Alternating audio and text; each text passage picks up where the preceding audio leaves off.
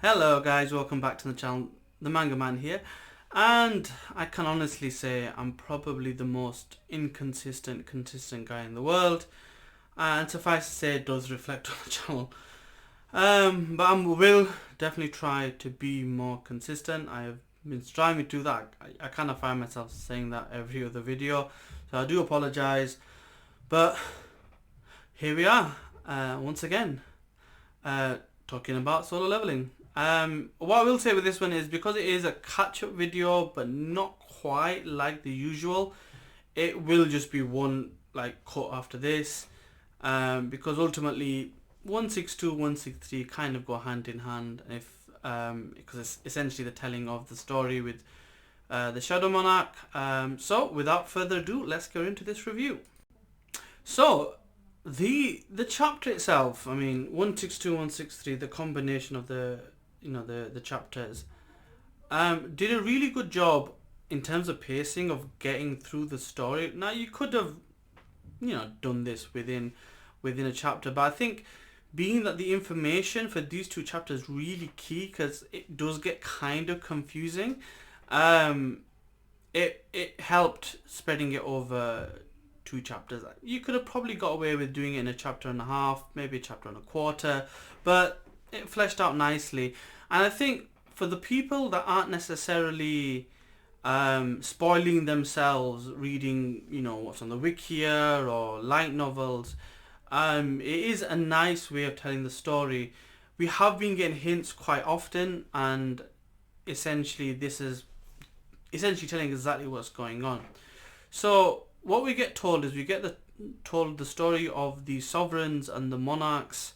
Sovereigns becoming the rulers, and essentially their eternal clash. And the way the story is told is interesting because of a few different things, and we'll cover them. But let's kind of go through essentially the structure of the story.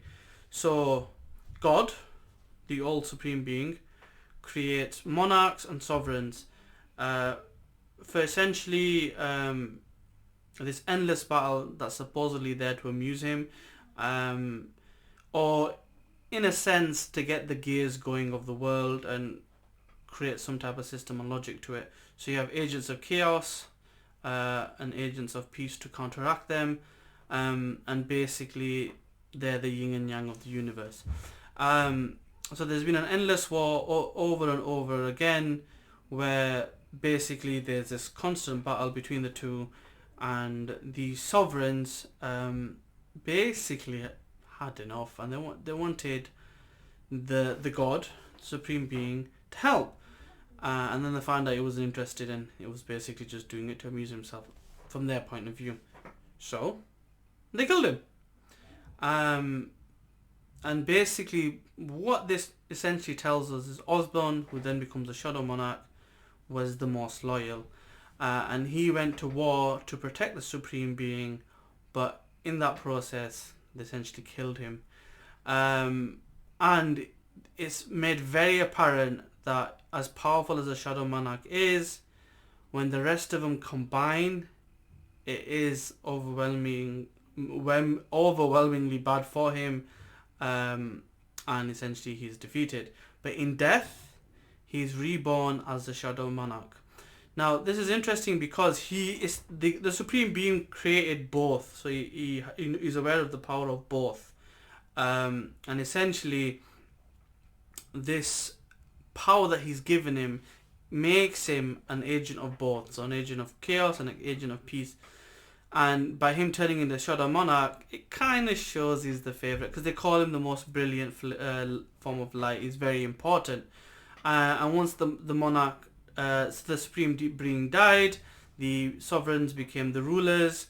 I was worried about, is it a translation issue when I first read it, and they became the rulers, and they started essentially taking over and catching that giant monarch, and causing the monarchs to be in a state of downfall or decline, to which the Shadow Monarch took this opportunity to align himself with the Dragon King, who took him in, and they started turning the tides, at which point he got betrayed by the Beast King, or King of Beasts, and the King of Demons, Baron, and this is why essentially Baron is in the training simulator, that the game that the architect has created, which we also covered in this chapter. And basically he gets taken in by the Shadow Monarch after his defeat, and the Beast King runs away.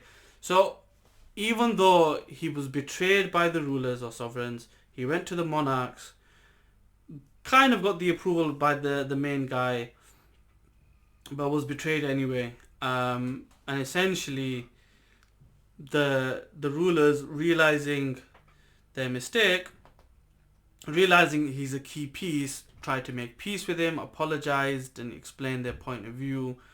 And he still kind of lost. He kind of refused them, but he didn't really have a place with them.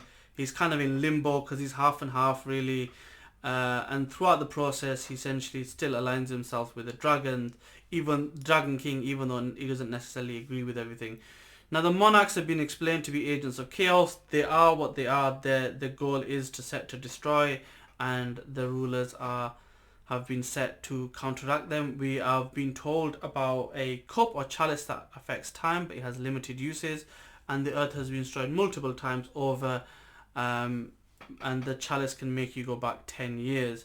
So ultimately the rulers are trying to help Earth survive, and this is by infusing their energy or mana into the earth, which is creating hunters, which is kind of a case of as a minimum a few surviving rather than the mass, which isn't necessarily what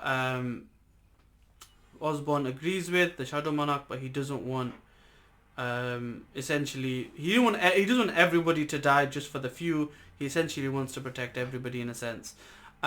We get the introduction of this mage who was the architect who helped develop the system, and they were trying to find somebody, and essentially he found Jin Woo. And Jin Woo was picked on the Shadow Monarch's choice, not the architects, which is why there's this kerfuffle between them. And obviously he's betrayed the architect, Jin Woo has, and beaten him. And what this leads to is the choice again. And the choice ultimately is living in an eternal slumber, kind of living through life in this world within Shadow Monarch's kind of area of domain, and basically living a peaceful life, or refusing the monarch going to sleep, and basically him going back to fight. Ultimately the decision is to go back and fight, and the fact that the way it ended was nice with the Arise, because like, you know what you need to do, you've been doing this all the time, just do it. And it ended beautifully. But to know that his father stepped in the earlier chapter to protect his son while he's going through this process was nice, because, you know, daddy's not been around, he's kind of been in the background, and he's kind of been there lurking like a little pervert, but he's essentially stepped up so that his son has enough time to reveal his powers. And ultimately, essentially the Shadow Monarch has kind of found his completeness by being with Jin Woo, being that Jin Woo has escaped death many times, and the Shadow Monarch is death, and technically by him dying he is complete. So that whole thing makes sense in a poetic kind of way, because he wasn't complete while he was alive, and death is what has brought him completion. And by bringing death to Jin Woo, it's brought him closer to death, which is the Shadow Monarch. And the Shadow Monarch has accepted him because of everything he's doing. And I like that. It was nice. So yeah.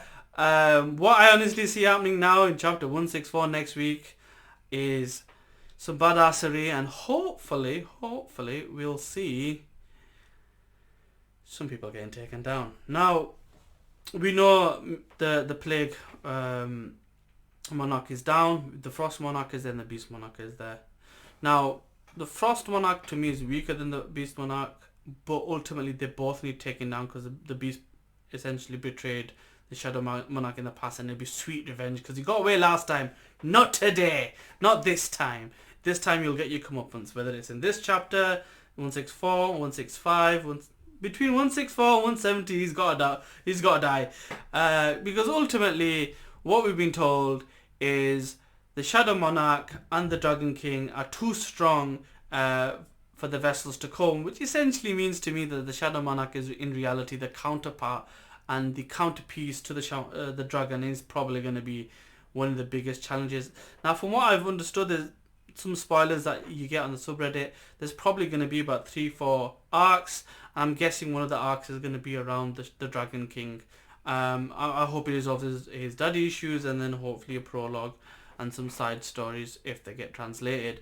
So I'm here for the ride. Hopefully the next 50 to 100 chapters, we will see the culmination of this story, and I'm here for the ride just as much as you are. So as always, like, comment, share and subscribe, and I will see you in the next one. Peace.